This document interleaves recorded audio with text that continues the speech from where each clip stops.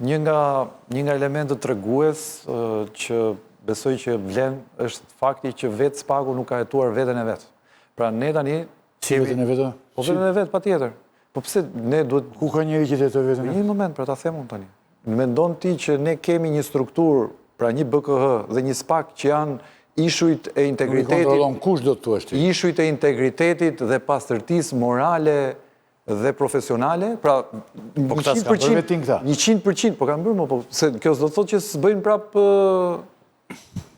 gjuna flëk rrugës profesionale. Si janë të kulluar këta tani? Pra, Dumani tha që unë jam i gatshëm të hetoj edhe kolegët. Nuk e bëri kur. Nuk e bëri as në BKH, as në SPAK. Spamne, nuk pam as njëherë një hetim. Do shta dilte i pafajshëm një personi. Po si qëlloj që me njëherë pas vetimut, këta një janë gjithë me integritet absolut, gjithë kjo struktura. Pra as një korruptuar s'ka aty, as një vendim s'është bërë gabim aty. Çdo gjë është perfekte. Ka një gjë që nuk shkon, pra, se është utopike pastaj.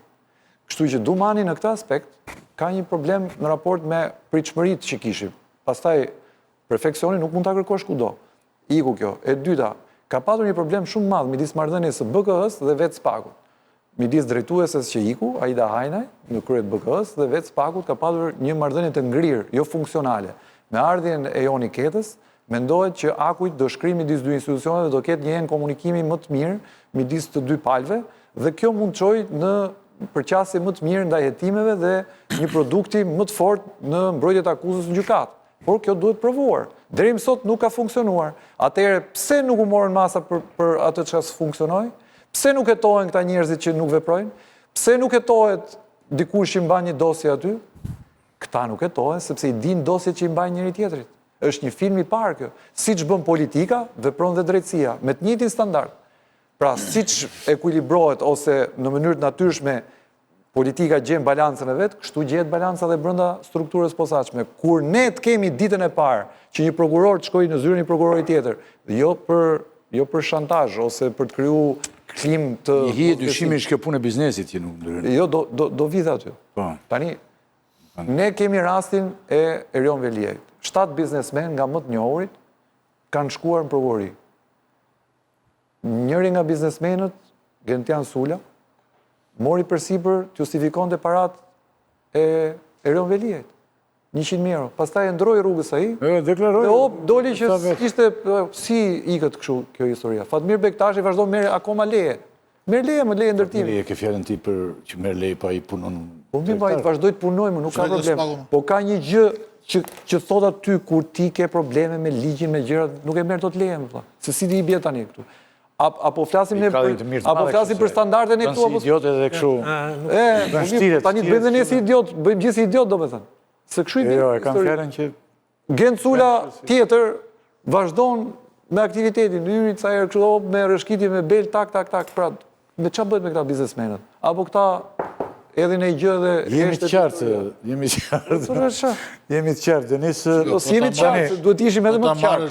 Një institucion i ri, i krijuar, që vazhdon me liberalitet, me njerëz cilët kanë ushtruar te i kalim të pushtetit, palishmëri, abuzim, pasurim, dhe ti vazhdoni, shikon ende të lirë, duke shijuar jetën, luksin e gjitha të tjerët, kjo pastaj është një mesazh i gabuar për njerëzit. Natyrisht kjo s'mund kthehet disproporcion duke kushzuar lirin me kusht me detyrim që të bëhet statistik. Dhe kjo ka ndodhur në fakt. Pra, për statistika është bërë edhe kjo pjesa dhe e kujtojmë gjithë deklaratat e Dumanit që gjykata bën çfarë i themi ne, vendos çfarë i kërkon SPAK-u. Pastaj e rimodeloi pak, e rimoderoi, kështu me radhë e rregulloi.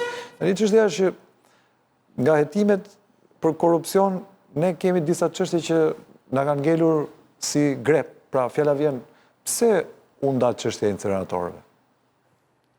Kjo është një pyetje retorike që ka dhe përgjigjen brenda. Pra, një çështje e cila duhet shëtuar në grup. Ishte një problem. Duhet shëtuar në grup, nuk u bë. Çfarë ndodhi këtu? Pse u bë kjo? Pse u bë ky selektivitet? U bë në periudhën e Dumanit. Unë nuk po them që është përgjegjës Dumani, ama nuk mund të ketë merit për këtë gjë. Pra, janë shumë prokurorë aty që nuk dihet fare se çfarë bëjnë. Janë bërë disa interpelanca në parlament me zotin Dumani, ne nuk e dim që një pjesë e prokurorëve çfarë bën, se nuk bëhet transparent, se deputetët vetë merren me çështje të caktuara që i interesojnë atyre. Pra ne nuk kemi sot një transparencë totale të institucionit se sa punë bën një prokuror, një tjetër që dim dhe rentabilitetin e tyre në raport me çështjet. 2. E treta, pjesë më të madhe të luftës kundër grupeve kriminale na kanë bërë partnerët.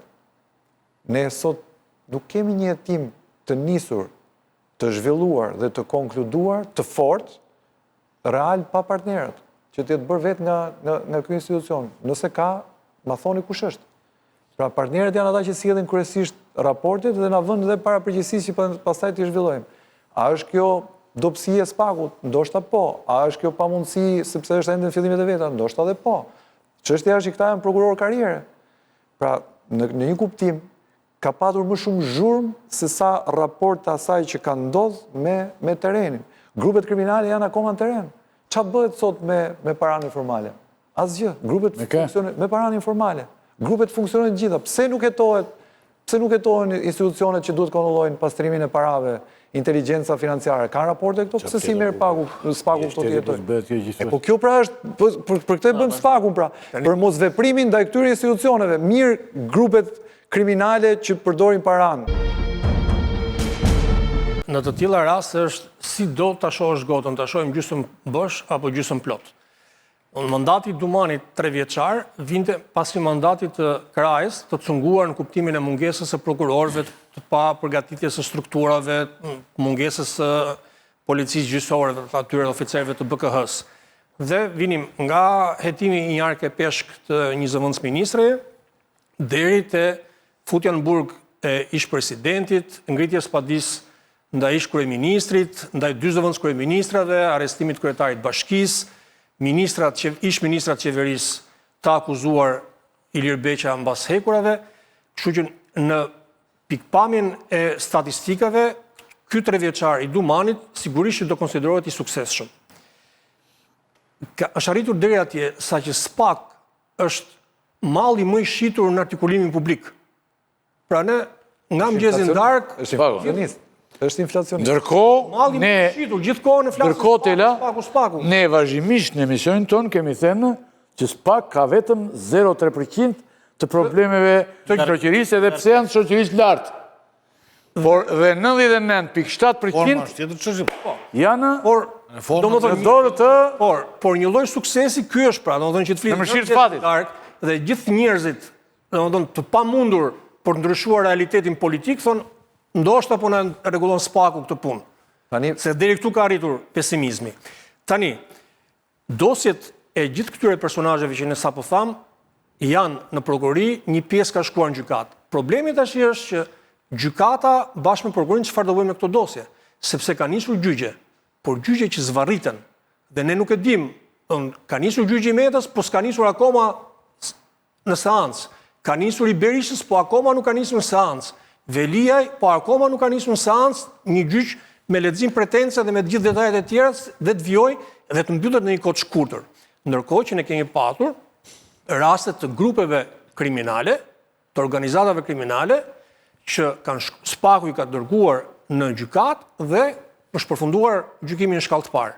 Pra ka pasur më tepër nxitim me gjyqjet me proceset kriminale në raport me këto politike. Njolla e këtij 3 vjeçarit të Dumanit sigurisht që lidhet me zgjedhjet. Pra, me hiperbolën e madhe që do luftonin krimin zgjedhor dhe në fund të ditës nuk arritën asgjë. Kjo është pikpyetja më e madhe e tij. Për sa i përket Brahos që merr detyrën të premten, ai pak a shumë e ka rrugën e shtruar.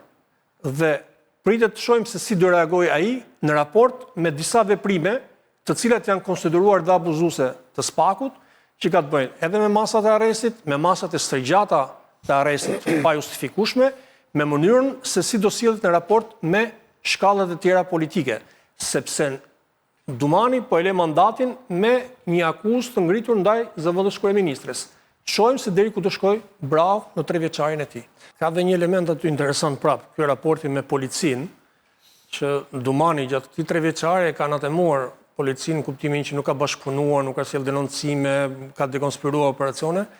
Dhe ky në një moment tha që do përpiqem që gjithçka ta zgjidhim brenda strukturës tonë, pra të ngrem filial brenda strukturës edhe për të ndjekur çështjet ne vet pa ndihmën e policisë, ndoshta edhe për të ekzekutuar ndërhyrjet, arrestimet, veprimet I bëjmë pa ndihmën e policisë. Se BKE-ja e ka këtë. Duke qenë se do shtohen dhe 40 hetues të tjerë, pra shkon diku te 100 e ca numri I hetuesve të BKE-s, se duket do ta ndërtoj si një strukturë me vete pa pasur nevojë që të ketë ndihmën e policisë edhe për sa I përket denoncimeve, sepse ishte I prirur më tepër te burimet e hapura, se sa të presim denoncime nga policia për çështje të ndryshme.